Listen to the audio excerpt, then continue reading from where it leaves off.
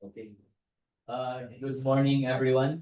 Welcome to the vivid conference for two projects, 26 km 0053 and 26 km 0036, which is a vivid. Before we start, I would like to request Sir Ruben for a prayer.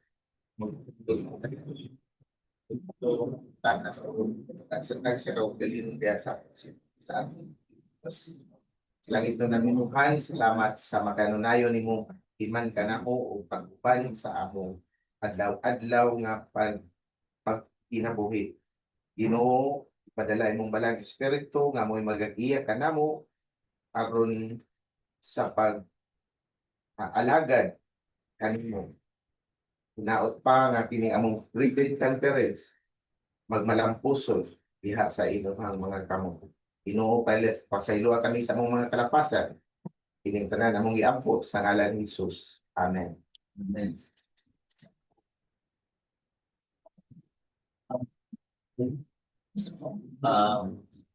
And now for the attendance and for the determination of quorum, and may I request Engineer Livy Casa to read the attendance for the back numbers. Thank you, Mr. Sir. Good morning, everyone. Let's acknowledge the presence of our back members who are present for today. Back by Procurement, for the Alvin Farcinto, present. Back regular member, Engineer Olomudin Kim Sata, present.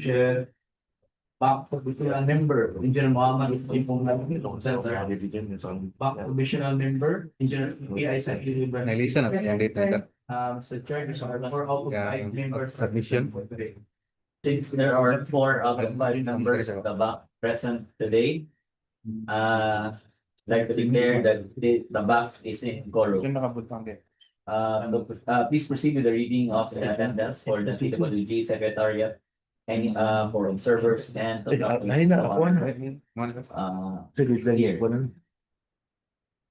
For the back secretariat, back secretariat, Commissioner Livy Casa.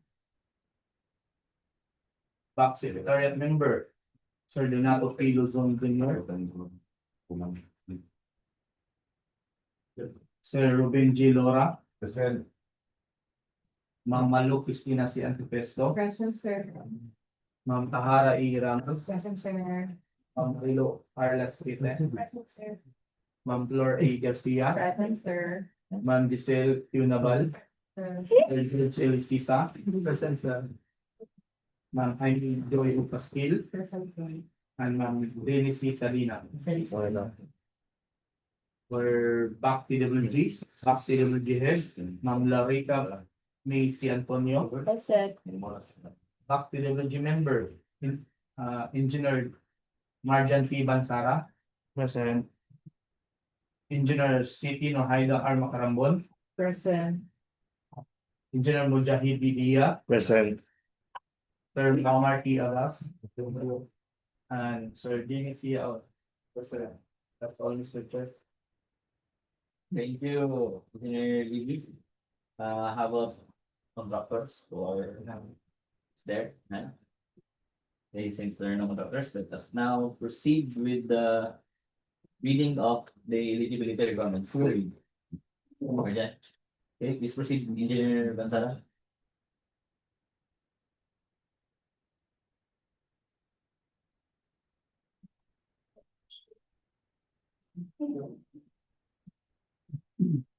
Eligibility requirements, Class A documents, legal documents, registration certificate from SEC for corporate corporation, DTI, for sole proprietorship or cooperative development authority for cooperatives. Valid and current mayor's business permit from place of business. Tax clearance per EO 398 series of 2005 as finally reviewed and approved by the BIR. Technical documents, statement of all ongoing and similar completed government and private contracts, valid PCAB license registration for the type and cost of the contract to bid, construction safety and health program, statement of single largest completed contract adjusted to the current price using Philippine Statistic Authority current price index should have a contract amount equivalent to at least 50% of the ABC. A contract shall be considered similar to the contract to be bid if it has the same major categories of work. Please refer to DO number 117 series of 2017, revised guidelines for the determination of major and similar categories of work. Financial documents. Audited financial statement stamped received by the BIR or its duly accredited and authorized institutions for the preceding calendar year, which should not earlier than 2 years from the date of bid submission. Tax returns filed and tax paid through the BIR filing and payment system. Competition of NFCC of at least equivalent to the ABC completed using the prescribed formula.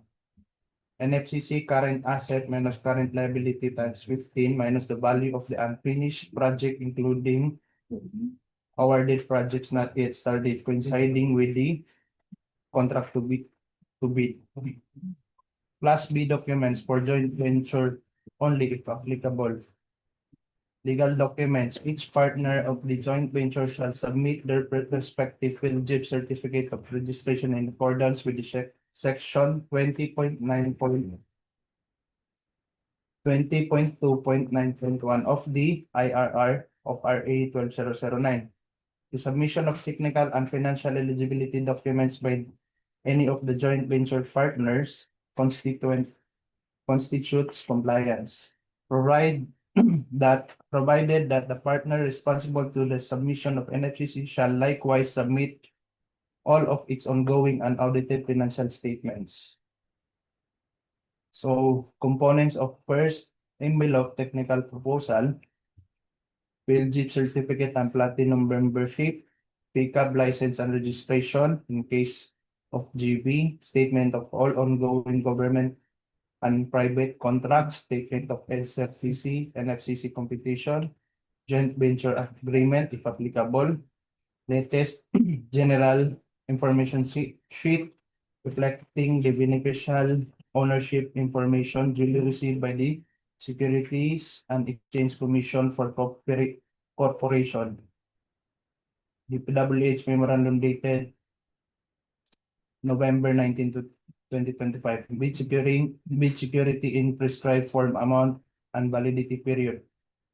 Project requirements, organizational chart for the contract to be bid, list of contractors personnel, list of contractors, major construction and laboratory equipment with attached certificate availability.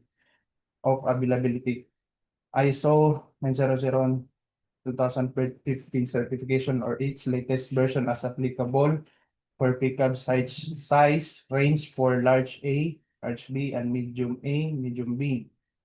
As per Department Order 110 series of 2024. Omnibus sworn statement in form prescribed by RA 12009, 11 items. So submission and receipt of bids, bid security, validity period is 120 from the date of submission and opening of bids, bid security validity period 120 calendar days from the date of submission of opening of bids. Bid securing declaration, form, cashier or manager's check issued by a universal and commercial bank, 2% of ABC, bank draft guarantee or irrevocable letter of credit issued by the universal or commercial bank, 2% of ABC, surety bond callable on demand issued by a surety or insurance company duly certified by the Insurance Commission as authorized to issue such security, 5% of ABC. So content of second envelope, financial proposal, financial bid form must be in accordance with the prescribed form, duly signed bid prices in the bill of quantities, cash flow by quarter, and payment schedules. Duly signed detailed estimate including a summary sheet indicating the unit price of construction materials, labor rates, and equipment rentals used in upcoming with the bid. So bid evaluation, financial components of the bid of each pass shall evaluate using a non-discretionary criteria, including the arithmetical corrections for computational error, and thus determine the correct total calculated prices. The bank shall automatically disqualify any total calculated bid price which exceeds the ABC. The following factors are to be considered in the evaluation of bid prices. Mode of evaluating will be based on the lowest calculated bid. So completeness, no required item non-complying indicating a zero or a dash if it is free to GOP. All prices are deemed to include all taxes. Bids not addressing or providing all of the required items in the bidding documents, including where applicable BOQ, shall be considered non-responsive. In arithmetical correction with prices in figures versus words prevails. Total price versus actual sum of components, actual sum prevails. Unit cost in detailed estimate versus unit cost in BOQ prevails. If above ABC non-complying. So verification of legal verification. Legal requirements is equal to license, certificate, permits, and non-inclusion in the blacklist. Technical requirements. Key personnel minimum work requirements should be satisfied. Availability and commitment of major construction equipments, failure of the prospective bidder to state a complete technical description of the pledged equipment and specific location where their own lease or under purchase agreement shall result in the bidder's automatic post disqualification for award of the contract and for feature of its bid security as per DO number 58 series of 2012. The competition of NFCC based on all ongoing contracts, performance in ongoing government and private contracts, negative slippage of at least 15% in any one, or negative slippage of at least 10% in each of two or more contracts. Performance in ongoing government and private contracts, failure of the contractor to commence repair work and complete ongoing contracts in the prescribed date after receipt of the notice of defects and deficiencies, failure of the contractor to commence repair works on contracts with pending certificate of acceptance in the prescribed date after the receipt of notice of defects and failures, substandard quality of work or unsatisfactory performance per contract term and condition at the time of inspection. Refer to RA 12009 and DO 127 series of 2018. State application of RA 9184 in the conduct of the post-qualification of bidders with delayed ongoing contracts with the DPWH.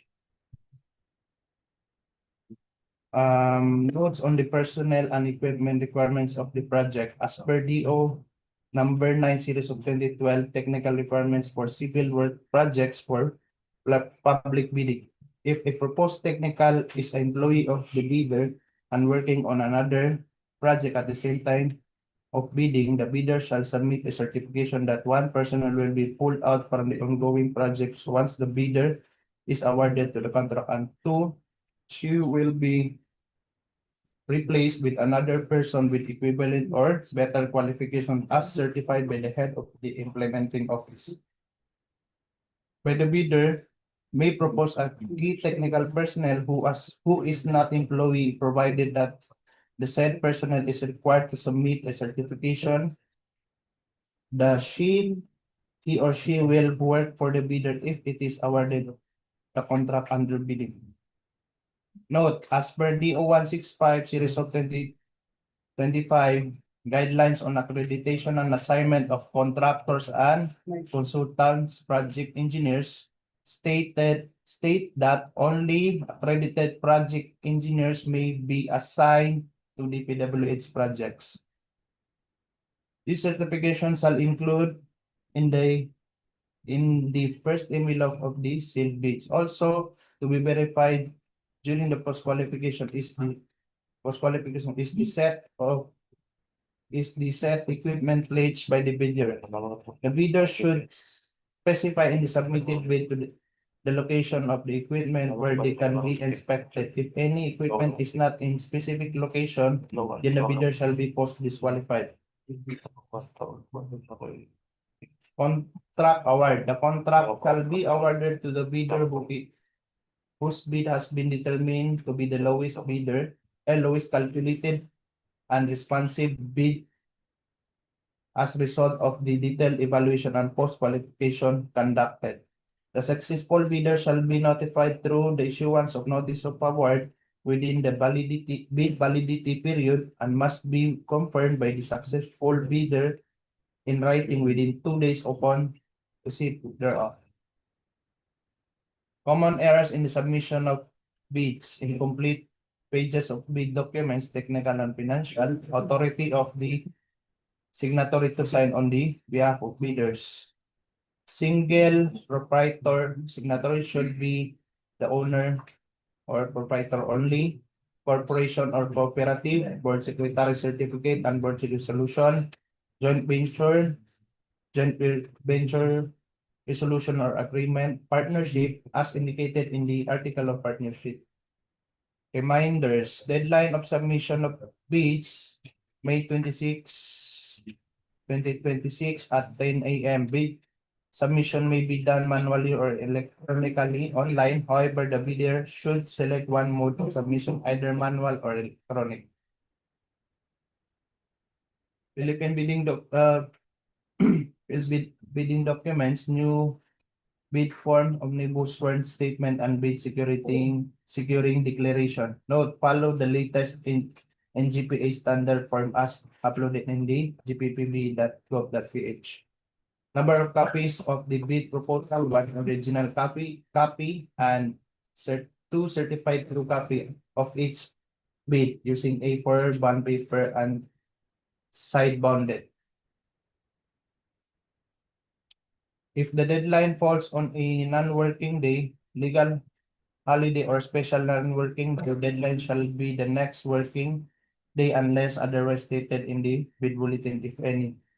Place of submission of bids, DPWH Iligan City DEO, especially in the conference room. Contractors must observe in the bidding documents the following: pagination, site tabbing unlabeled according to the checklist, table of contents that will harmonize the pagination and site tabbing, compliance with the attached checklist. All prospective bidders are encouraged to conduct a site inspection and take JOTAG photos together with the planning and design personnel. That's all. Thank you, Engineer Mansara. Please proceed with the reading of the technical and the requirements, technical description and requirements of the project. Engineer Diaz. Thank you, Mr. Chair.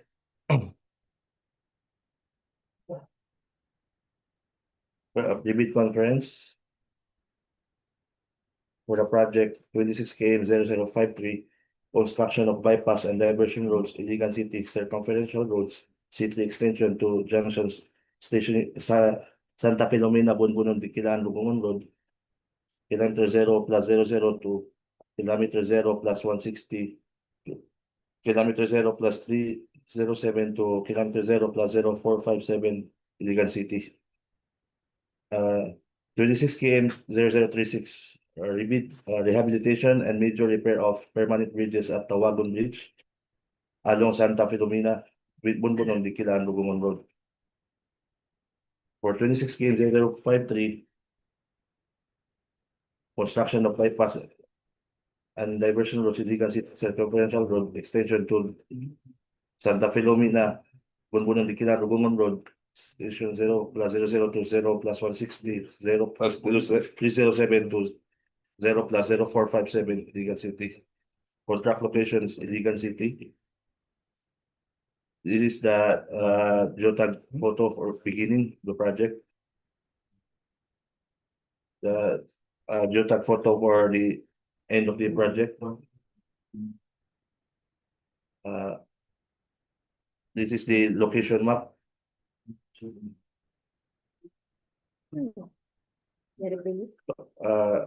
For a project description, construction of roads of 1 lane kilometer, duration 192 calendar days, provision of field office for the engineer, rental wages, traffic management, earthworks, aggregate sub-base courseworks, surface courseworks, or unreinforced PCCP, drainage and slope protection structure works, miscellaneous structures works, seedlings and samplings for the other programs and initiatives, reflectorized thermoplastic pavement markings white and yellow.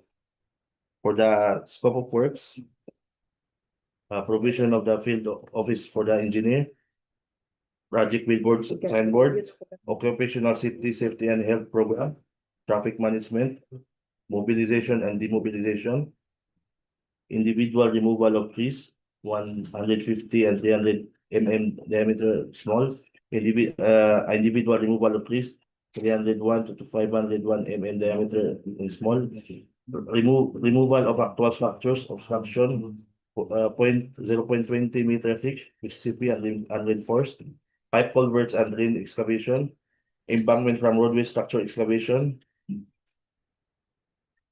embankment from barrow, subgrade preparation, and aggregate sub-base course.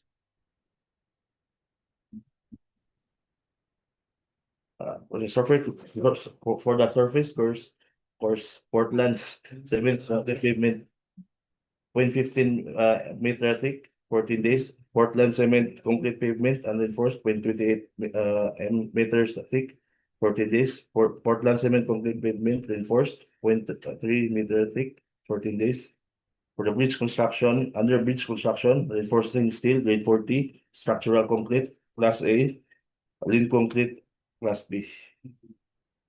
For drainage and slope protection structures, pipe culvert, class 2 RCPC, metal frames and covers, stone masonry, sheet piles, steel slope protection. And for the miscellaneous structures, metal guardrail, metal beam and piece, seedlings and saplings for other programs, reflectorized thermoplastic pavement markings, white and yellow. For the minimum equipment requirements, 1 backhoe with breaker, 2 dump truck, 1 chainsaw, 1 payloader, 1 bulldozer, 1 motorized grader, 1 vibratory roller, 1 water truck, 4 transit mixer, 2 concrete vibrator, 1 concrete batching plant, 1 concrete spreader, 1 concrete saw, and 1 bar cutter. 1 joint sealer machine, 1 backhoe wheel mounted, 1 cargo or service truck, or 1 bar bender, 1 crawler crane, 1 plate compactor, 1 welding machine, 1 cutting outfit, 1 bar cutter, 1 bagger mixer, 1 applicator machine, 1 kneading machine, and 1 vibro hammer, and 1 material testing equipment based on DEO 11. Approved budget for the contract is 86,526,234 pesos and 16 centavos.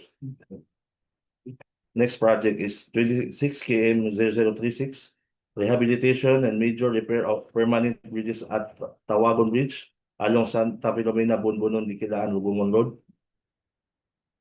Contract location is Iligan City. This is the geotag photo, the beginning. Yeah, the geotag photo, the end. This is the location map of the project. For the project description, rehabilitation and major repair of 1 bridge. Duration is 79 calendar days. Provision of field office for the engineer, rental basis, earthworks, sub-base and base works course, surface course works, bridge works, drainage and slope protection works. The scope of works, under facilities for the engineer, provision of field office for the engineer, rental basis. For the other general requirements, project billboard and signboard, occupational safety and health program, traffic management, mobilization and demobilization. For earthworks, removal of actual structure of an obstruction, embankment from roadway excavation, embankment from barrow, subgrade preparation, Aggregate sub-base course, Portland cement concrete pavement, 0.15 meter thick, 14 days, and Portland cement concrete pavement, 0.28 meter thick, 14 days. For wind construction, reinforcing steel, grade 40, structural concrete, class A, lean concrete, class B, pre-molded expansion joint filler with sealant. Drainage and slope protection structures, stone masonry, sheet piles, steel slope protection. And for the minimum equipment requirement, 1 backhoe, 2 dump truck, 1 payloader, 1 bulldozer, 1 motorized grader, 1 vibratory roller, 1 water truck, 1 transit mixer, 4 concrete vibrator, 2 concrete batching plant, 1 concrete slider, 1 concrete saw, 1 bar cutter, 1 joint sealer, 1 vibro hammer, 1 cargo service truck, 1 bar bender, 1 roller crane with bucket, 1 crane compactor, 1 welding machine, 1 cutting outfit, 1 bagger mixer, 1 backhoe wheel mounted, and material testing equipment based on DEO 11. The approved budget for the contract is 4,722,304 pesos and 2 cents. Reminders, please be advised to watch out for possible bid bulletin. Thank you, Dr. Pio, Mr. Chair. Thank you, Engineer Dia. Any question from our observers online? Hearing none, is there any move from the back members? I move to adjourn the previous conference. Mr. Victor. Since it has been moved by Engineer Sata and seconded by Engineer Manan, I now declare this privy conference adjourned. Thank you.